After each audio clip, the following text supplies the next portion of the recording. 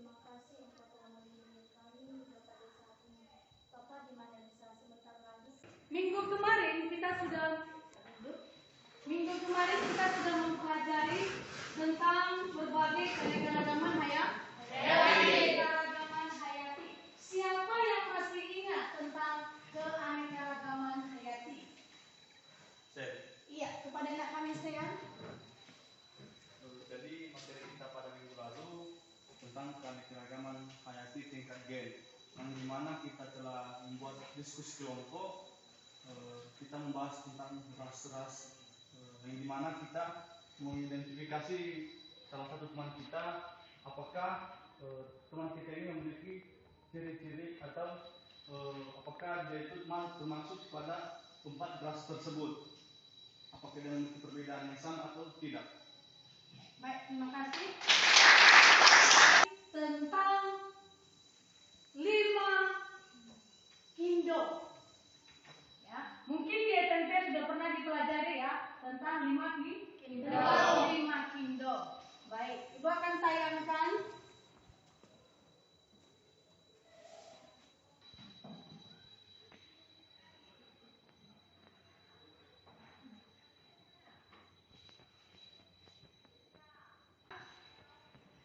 Ya, yang pertama adalah Monera, terus kemudian adalah Protista, terus kemudian fungi, plantae, dan animalia. Diklasifikasikan atau dikelompokkan berdasarkan persamaan dan perbedaannya. Maka akan dimasukkan dalam satu kelas. Misal, kucing dan kelinci. Mereka memiliki persamaan, yaitu hewan yang dalam takson menjadi satuan dasar klasifikator atau vertil. Diperhatikan baik-baik ya, Nak. Sistem klasifikasi 5 kingdom yang dikemukakan oleh Whittaker. Pertama, kingdom Monera yang merupakan organisme tertua yang menghuni bumi. Organisme dalam kelompok ini merupakan organisme prokariot atau tidak memiliki membran inti.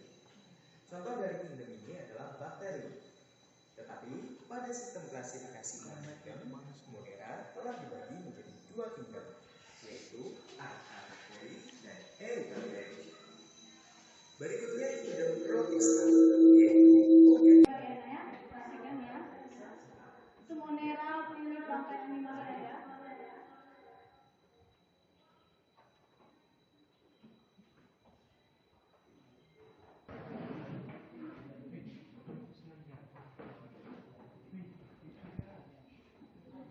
Baik, yang pertama tingkatan 5 kingdom ya, di mana Ibu membagi 5 kelompok. Alokasi waktu pada saat diskusi kelompok nanti selama 60 menit ya, anak didik kami, yang dimulai dari diskusi kelompok sampai presentasi. Jadi pada saat ini nanti ada pun langkah-langkah dalam LKPD. Yang pertama adalah tujuan. Peserta didik mampu membedakan dan mendeskripsikan mengenai klasifikasi sistem 5 kingdom melalui kegiatan diskusi kelompok oleh guru serta informasi dari Google. Kesimpulan hasil pengamatan akan ditampilkan dan dipresentasikan kelompok masing-masing. Yang ketiga, kelompok pertama yang akan dibahas pada ini, mengapa bakteri merupakan sumber penyebab berbagai penyakit? Akan tetapi, mengapa juga banyak bakteri yang menguntungkan? Itu akan dibahas nanti untuk kelompok 1. Untuk kelompok 2, bagaimana Protista mirip jamur memperoleh makanan dan energinya, sementara jamur tidak berklorofil. Ini akan dibahas oleh kelompok 2. Kemudian kelompok 3, pernahkah Anda melihat jamur? Apabila Anda membeli tempe atau oncom, perhatikanlah warna putih pada permukaan tempe atau oncom tersebut. Apakah bentuknya sama dengan jamur? yang sering Anda lihat? Apakah bentuknya sama dengan yang sering Anda lihat? Silakan Anda simpulkan nanti ya. Ini untuk pembahasan kelompok 3. Yang keempat, untuk kelompok 4, mengapa tumbuhan lumut dikategorikan ke dalam kingdom plantae? Sementara lumut hanyalah tumbuhan yang hidup bergantung dengan kelembapan suatu tempat. Karakter apa yang Anda harus dimiliki oleh suatu organisme agar dapat dimasukkan ke dalam kingdom plantae? Kita akan dibahas nanti untuk kelompok 4. Kemudian untuk kelompok 5, mengapa hidra termasuk kingdom animalia meskipun tidak dapat beraktivitas? Serta mengapa lebah madu, ayam, sapi, burung elang, dan kucing merupakan hewan yang bermanfaat bagi manusia? Oke, baik. Itu nanti akan dibahas oleh kelompok 5. Ya. Setelah nanti diskusi kelompok selesai, maka kelima kelompok ini akan mempresentasikan hasil karyanya di depan kelas. Paham ya, anak-anak didik kami? Jadi, Ibu akan bagikan LKPD masing-masing kelompok dan bahan ajar. Ya, jadi silakan yang sulit bisa dipertanyakan ya.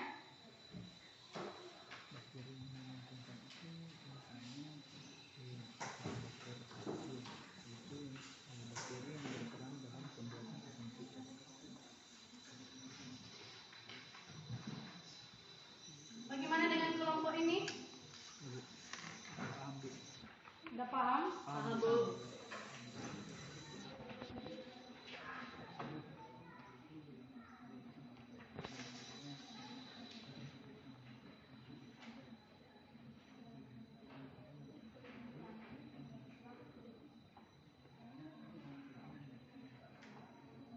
Bagaimana dengan kelompok ini?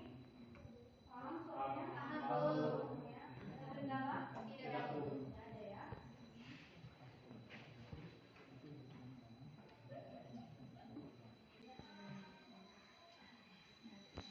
Kelompok ini?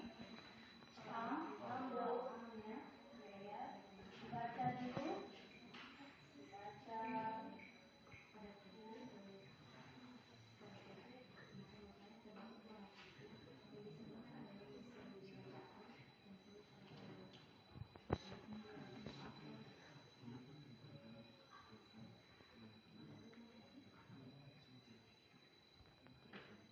Kelompok ya, sesuai kelompok masing-masing dimulai dari kelompok 1 ya, kepada kelompok 1 untuk mempresentasikan hasil karyanya di depan kelas.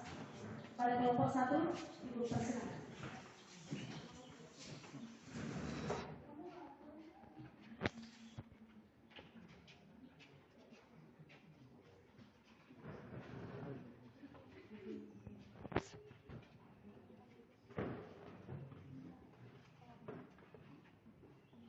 Terima kasih waktu dan kesempatan yang diberikan kepada kami dari kelompok 1.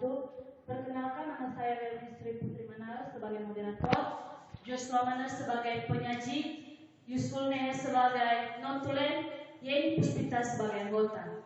Baik, kami dari kelompok 1 akan menyajikan hasil diskusi kami kepada penyaji. Kami persilakan. Baik, terima kasih atas waktu yang telah diberikan.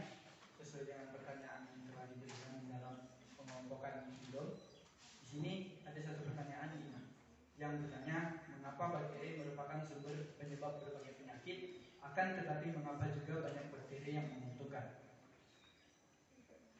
Tetapi ada juga beberapa bakteri yang merugikan atau menjadi sumber penyakit bagi makhluk hidup, di mana bakteri yang menguntungkan antara lain misalnya Acetobacter acetyl yang berperan dalam pembuatan cuka, asam cuka, kemudian Penicillium sp yang menghasilkan antibiotik penisilin, dan ada juga beberapa bakteri yang dapat merugikan atau menjadi sumber penyakit menyebabkan penyakit kusta. Demikian hasil penyajian dari saya kembalikan kepada moderator.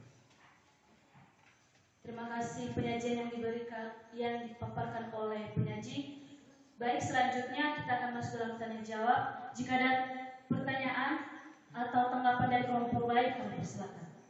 Dari kelompok 2 ada pertanyaan? Kelompok 3?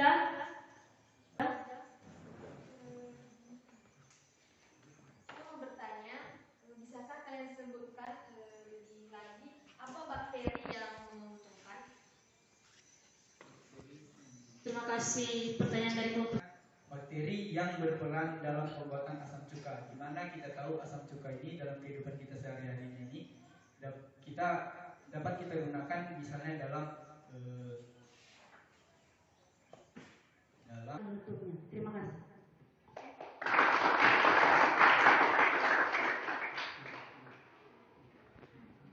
Terima kasih kesempatan yang diberikan kepada kami. Kami dari kelompok 2. Sebelumnya perkenalkan, saya Sian Manalo, saya sebagai moderator, Indah Jagata sebagai penyaji, Idris Jagata sebagai notulen, dan Palmarul Fau sebagai anggota. Baik, kepada teman kami Indah untuk menyajikan hasil diskusi kami. Baik, saya Indonesia Jagata. Saya akan menyajikan hasil karya kami. Di sini kami membahas yaitu bagaimana pohon mirip jamur memperoleh makanan dan energinya. Jamur ini ternyata tidak seperti kita, tidak seperti manusia pada umumnya yang menghasilkan makanan atau mengonsumsi makanan itu dengan cara menggunakan mulut, mengunyah lalu menelan. Ternyata jamur ini mengeluarkan sejenis zat yang membuat sisa makhluk hidup bisa terurai. Setelah makanan terurai, baru deh si jamur menyerap sari-sari makanan. Dan ada juga tiga jenis mereka menghasilkan makanan, hewan yang mati. Mereka hidup di situ dan menyerap nutrisi hewan tersebut. Kedua, mereka memakan inang hidup, yang artinya mereka ini menjadi sebuah parasit yang hidup dalam sebuah makhluk hidup dan melakukan keuntungan bagi dirinya, tapi memberikan kerugian pada makhluk hidup lainnya. Yang ketiga, mereka tinggal secara mutualisme dengan organisme lain. Terima kasih atas kesempatan yang telah diberikan kepada kelompok kami dari kelompok 3. Sebelum kami menyajikan hasil diskusi kami, perkenalkan, nama saya Lisdardina Manal sebagai moderator, Miranda sebagai penyaji, Yoni sebagai dokumen, dan Marvel sebagai anggota. Baik, kepada Miranda kami persilakan. Baik, pertanyaan kami, pernahkah Anda melihat jamur?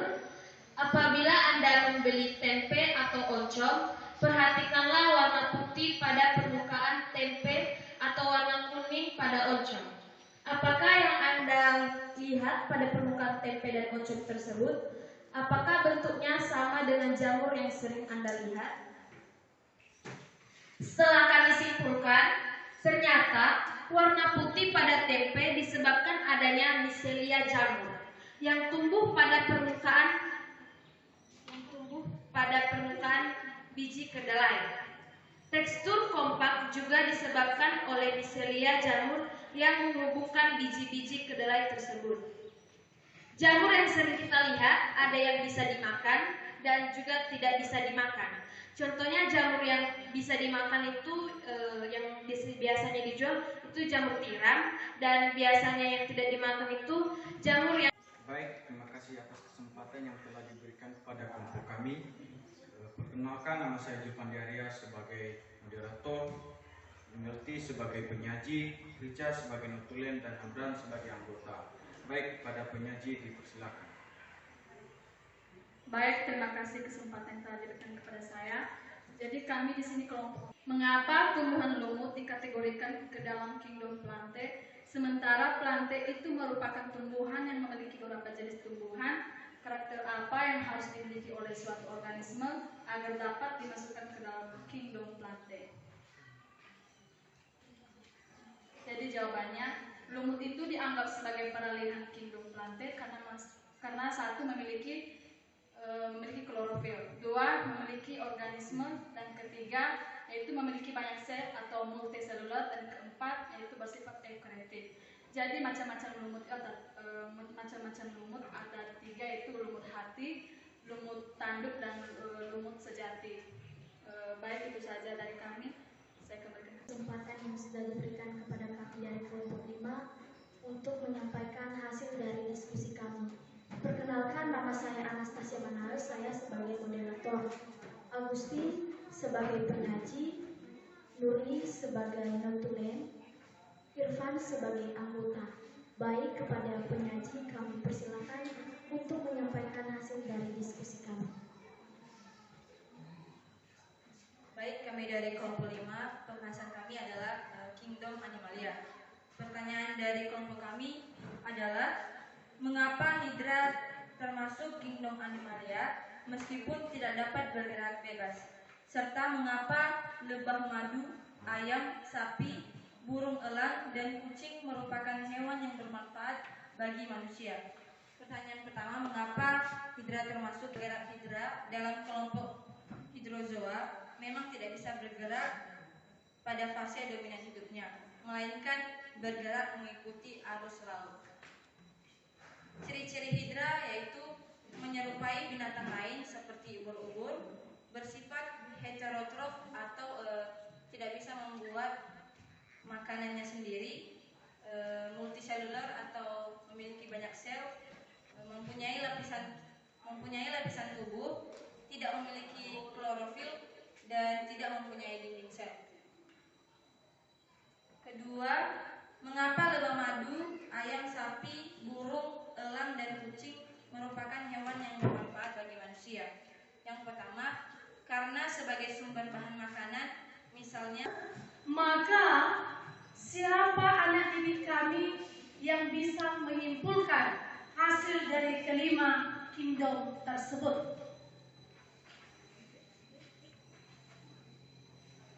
Ya, kepada anak kami Joshua, silakan. Jadi dapat disimpulkan keanekaragaman makhluk hidup itu terbentuk dari kegiatan klasifikasi atau pengelompokan.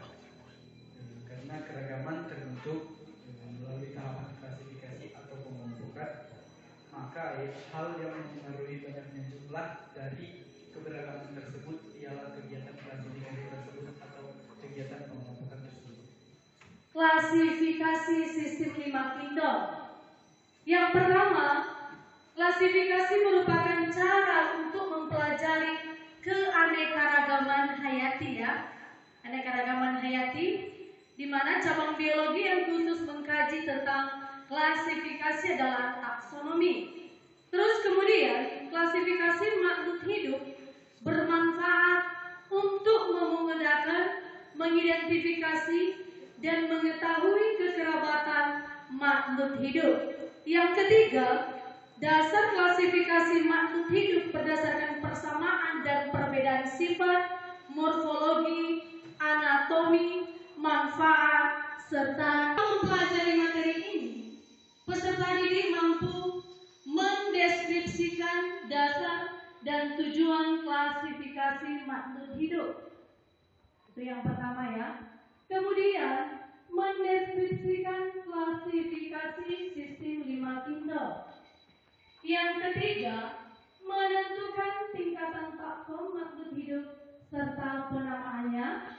Kemudian, mengembangkan nilai-nilai karakter budaya bangsa seperti teliti, rasa ingin tahu, kreatif, cerdas, dan komunikatif.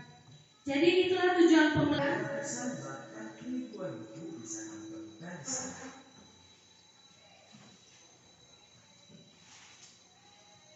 Anda tahu berapa banyak jumlah makhluk hidup yang ada di bumi? Wah, agak susah juga ya. Kalau kita